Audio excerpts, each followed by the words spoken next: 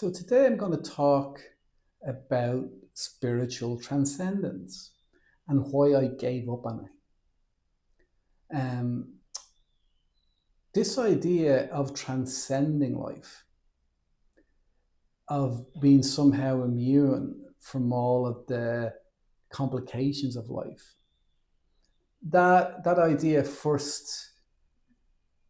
I first started seeing things that way in my early teens. As life became more and more of a struggle, it would feel just too difficult and I'd want to run away from it. And really, when I came across Eastern philosophies like Buddhism in my teens, that was a big attraction because I looked at the image of the Buddha and he looked like he didn't have a care in the world. And I assumed that that's simply because he didn't care about anything, that there was a way to transcend all of this.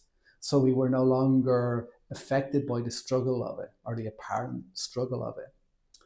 And that sense of wanting to escape the difficulties, that became pretty much a default for me for a very, very long time. And it actually got a lot more intense. So by my 20s, that idea of of annihilation, that if I was completely annihilated, that would solve all of my issues. I wouldn't have to be bothered with life anymore. That I wouldn't have any problems anymore, any desires to fulfill. It would just be free of all of that. And so when I got back into meditation again in a more serious way, it was a kind of more spiritual version of that.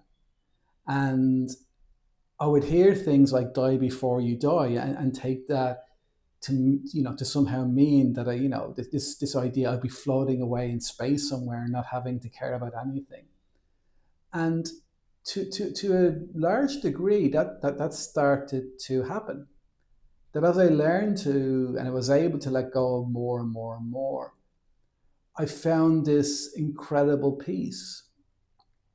But it became apparent after a few years that that peace was lacking something, that it lacked an engagement with life. And it scared me because I remember thinking one time, well, this is the kind of thing that I would like, as a 20-year-old. And it kind of really, in a way, fit in with my desire to escape everything. And there was something wrong. I felt there was something wrong about that. There was something that even though it worked, even though I was feeling incredibly at peace in the world, and it was also a kind of disengagement. And that that just felt wrong for me, and it turned out that it was wrong for me. That sure, through practices like vipassana, and I'm a huge fan, and I encourage people to do it. We can start to be less and less affected by the world and experience deeper and deeper states of peace and well-being. But I think there comes a point, or at least it did for me, that I needed to come back to the world or bring that stillness, bring that peace into the world, not as a way of transcending it at all, but as a way of being with it in a far more beautiful way. And that's something I started to get involved in, and myself. And in the beginning, I didn't know what I was doing. I would just kind of mess around with kind of visualizations and stuff like that as a way of re-engaging with the world. But then I came across teachers like Rob Barbea and his idea of the soul-making Dharma, which really resonated with me. And what amazed me about his teaching was a lot of what he was talking about I'd started to do myself without anyone even telling me. But he provided a background for it. He provided a theory for it and a way of thinking about it. And since then, that was I don't know, about 10 years ago or something, 8 years ago or something. Since then, I was able to, find other people who've spoken about this throughout history.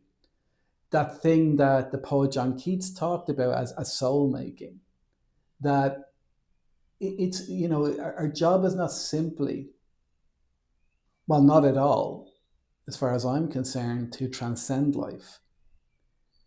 Our job is, we could say, is to find peace and then bring that peace to life.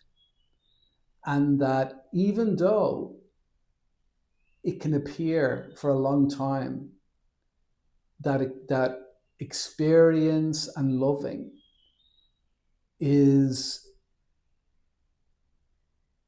it can almost feel in the beginning like a burden, but it isn't. But it feels like, it feels so easy to just slip away into stillness and not care. But when you come back, it can feel like taking something on. And the only reason we do that, and the only reason why I did that, is because of love. We see it's our duty to love life, and by love life, to see its beauty, to see all its beauty, um, and to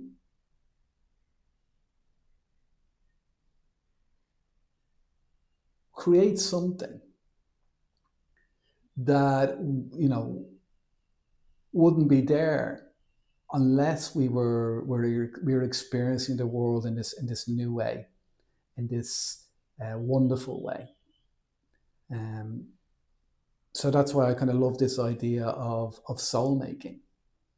Not soul in the sense of something, an object, but as in a way of relating to the world, of seeing its beauty, and infused with our memories and imagination, we create something that just simply wasn't there before. So something new, something wonderful.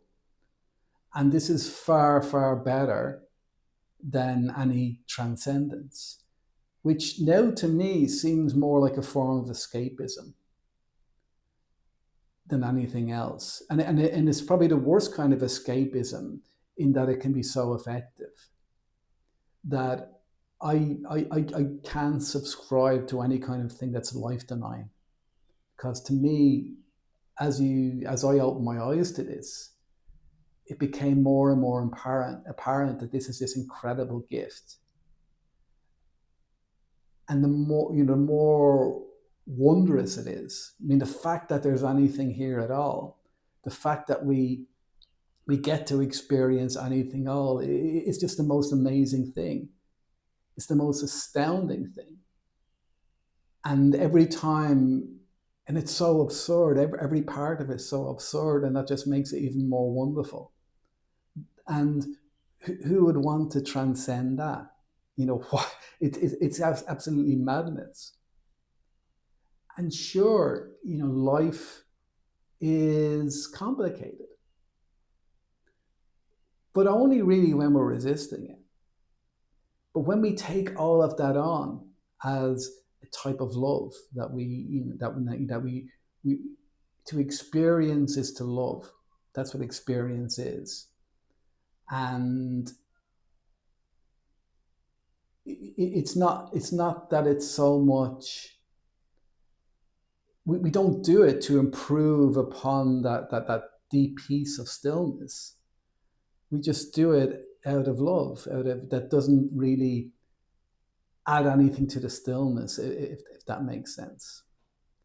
So just wanted to share that little bit with you today. And I look forward to seeing you again soon. And goodbye.